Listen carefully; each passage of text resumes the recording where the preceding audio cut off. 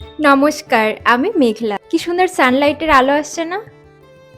এই জন্যই ঠিক এই জায়গাটায় ২ দিন আগে আমি দেখেছি যে যখন বিকেল ৪টে বাজে বা ৪:১০-১৫ নাগাদ ঠিক সেই সময় না আমার ঘরে এইরকম একটা সুন্দর আলো আসে।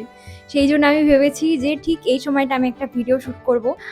কিছুদিন ধরে আমার মনটা একটুখানি খারাপ মানে অনেক, অনেক কারণ আছে। আর অনেক চাপও যাচ্ছে আমার উপর দিয়ে। উফ! আবার পেন যাচ্ছে। আমি আগে এটাকে একটুখানি সেট করে নিই এখানে। অনেক অনেক চাপ যাচ্ছে। একদিকে হচ্ছে আমার নাচের স্কুলের একটা নাচের কম্পিটিশন আছে। সেখানে আমাকে নাচ তুলতে হচ্ছে। প্রত্যেকদিন নিয়ম করে গান সিলেক্ট করতে হচ্ছে, ভাবতে হচ্ছে কি গানের সঙ্গে নাচ করব।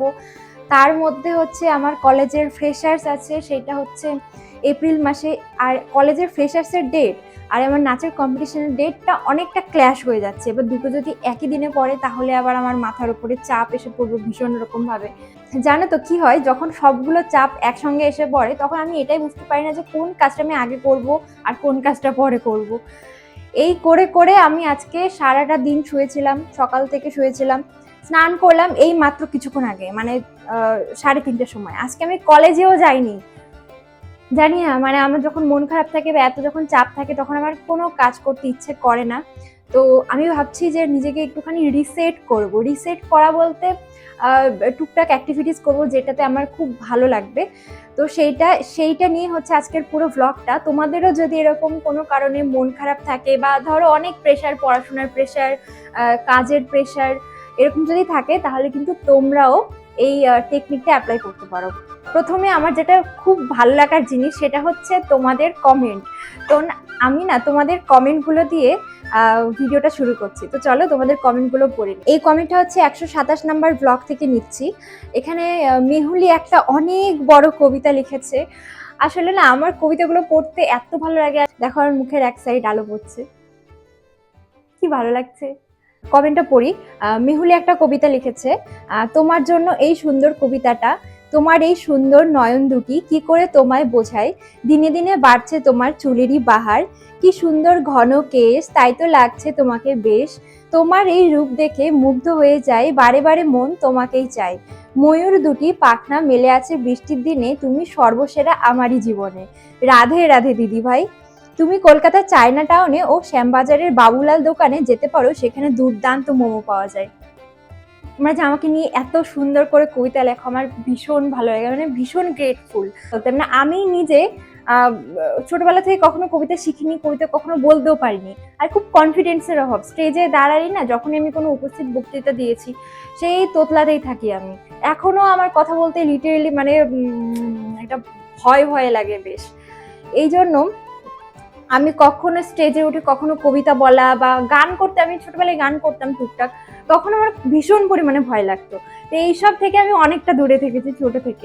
ইউটিউব চ্যানেলে যত দিন দেখছি মানে তোমাদের কবিতাগুলো আমার সত্যি আমার ভীষণ ভালো লাগছে, ভীষণ। আর প্রত্যেকটা কমেন্ট আমি পড়ি, তোমাদের প্রত্যেকটা কমেন্ট।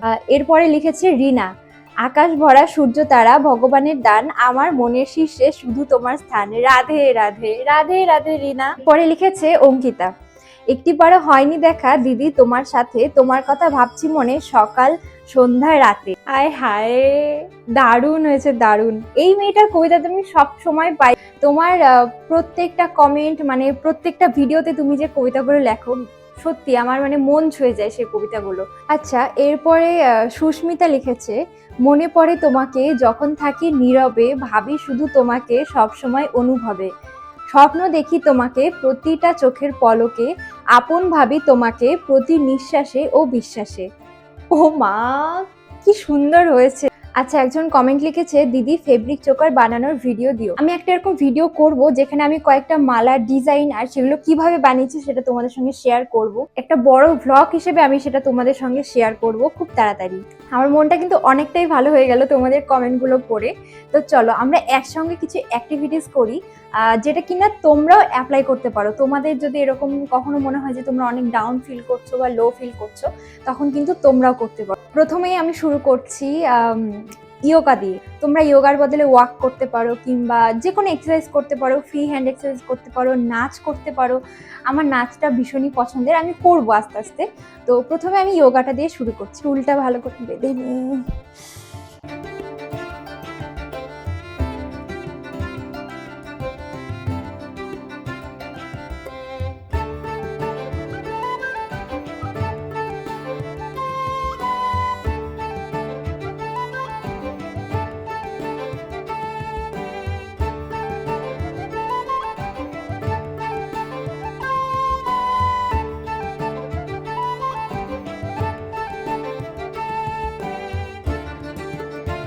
আমার ইয়োগা ডান।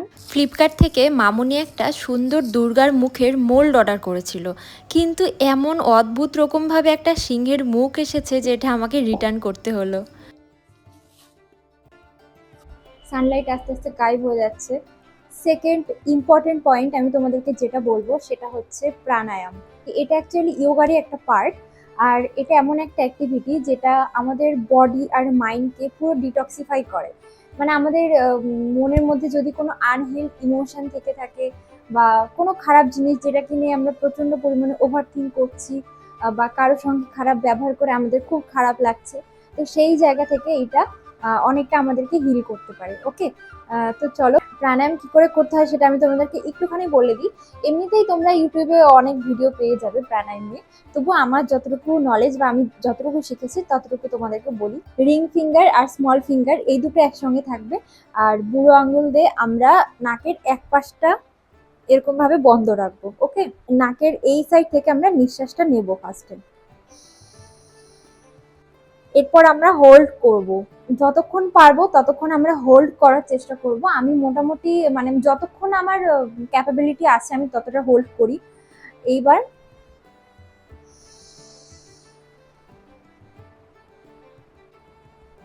এইবার এই বুড়ো আঙ্গুলটা খুলে এই সাইড দিয়ে নিঃশ্বাসটা বার করে দিতে হবে।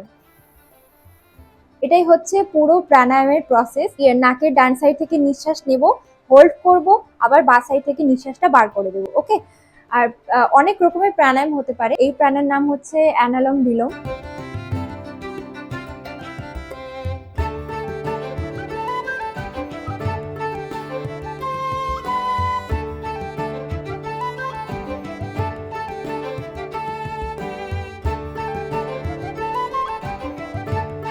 আমার প্রাণায়াম হয়ে গেছে, মোটামুটি আমি টানা 5 মিনিট প্রাণায়াম করলাম। এবার আসি থার্ড পয়েন্টে।